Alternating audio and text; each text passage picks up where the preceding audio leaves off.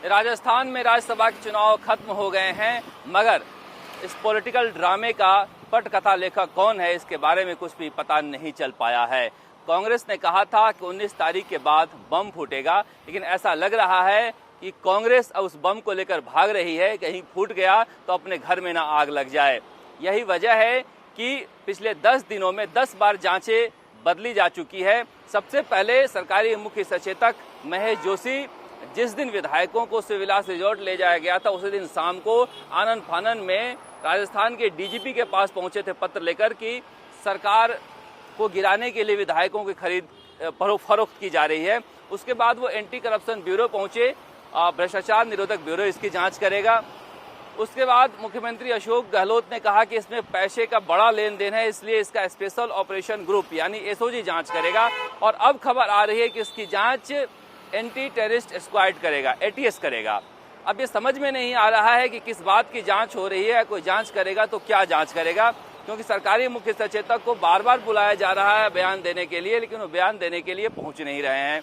ऐसे में बड़ा सवाल खड़ा होता है कि इतना बड़ा जो तामझाम किया गया, करोड़ रुपए खर्च किए गए, 5 स्टार होटल में रखा गया, विधायकों के तमाम तरह के आरोप लगाए गए, वो क्यों लगाए गए। उल्टे अब बीजेपी के जो प्रदेश अध्यक्ष सतीश पूनिया हैं, वो कह रहे हैं कि अशोक गहलोत ने निर्दलीय विधायकों को लालच दिया है, उसके लिए खनन पट्टे तक जारी करने के आदेश दिए गए हैं, कुछ लोगों को पैसे भी दिए गए हैं। इससे नाराज निर्दलीय विधायकों ने विधानसभा में शिकायत की है कि विशेषाधिकार हनन के तहत नोटिस दिया है कि बीजेपी जवाब दे कि हम पर क्यों इस तरह के आरोप लगाए जा रहे हैं।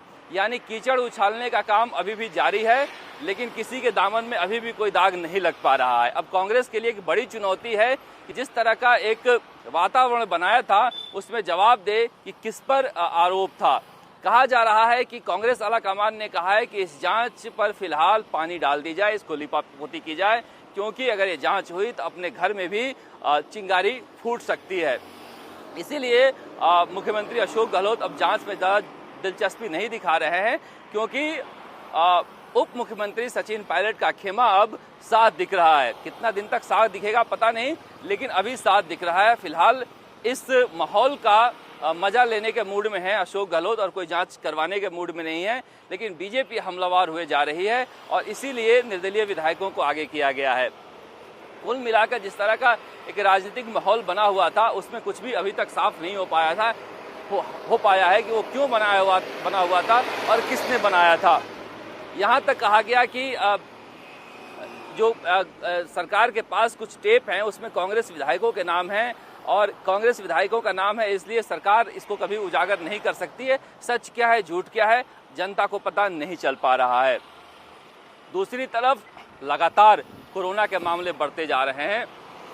अब तो एक दिन में करीब 400 के आसपास मामले आने शुरू हो गए हैं, जो अपने आप में रिकॉर्ड है। हर तरफ से मामले आ रहे हैं, धौलपुर से, भरतपुर से, जो छोटे छोटे शहर हैं वहां से मामले आ रहे हैं। जयपुर का कोई कोना बाकी नहीं है जहां कोरोना के मामले नहीं आ रहे हैं। इस बीच सब कुछ खोलने की प्रक्रिया अभी भी जारी है। मंदिरों को छोड़कर, पूजा स्थलों को छोड़कर सब कुछ खोल दिया गया है। मुख्यमंत्री अशोक गहलोत आज से जन जागरण अभियान चला रहे हैं।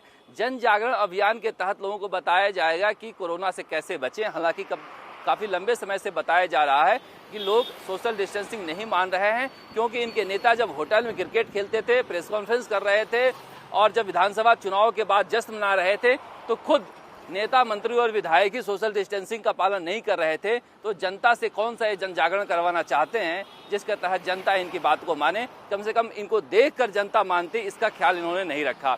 दूसरी तरफ लोगों को बेसब्री से इंतजार है मानसून का। इस तपती गर्मी में लोग इंतजार कर रहे हैं कि कब मानसून आए।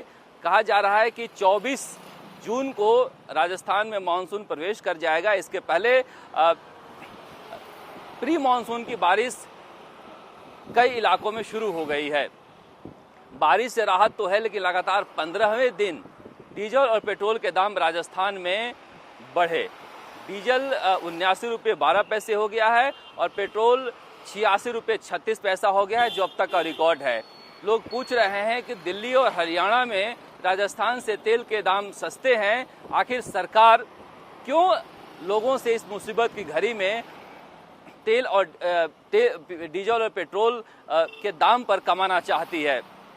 तो कुल मिलाकर कहें कि भगवान से राहत की उम्मीद है मानसून से, सरकार से लोग चाह रहे हैं लेकिन राहत की उम्मीद नहीं है। सरकार को लगता है कि यही मौका है कि डीजल और पेट्रोल से कमाई की जाए, क्योंकि सरकार का खजाना खाली है। अब देखना है, दिलचस्प होगा कि राजनीतिक फ्रंट पर अशोक गहलोत का अगला मूव क्या होता है।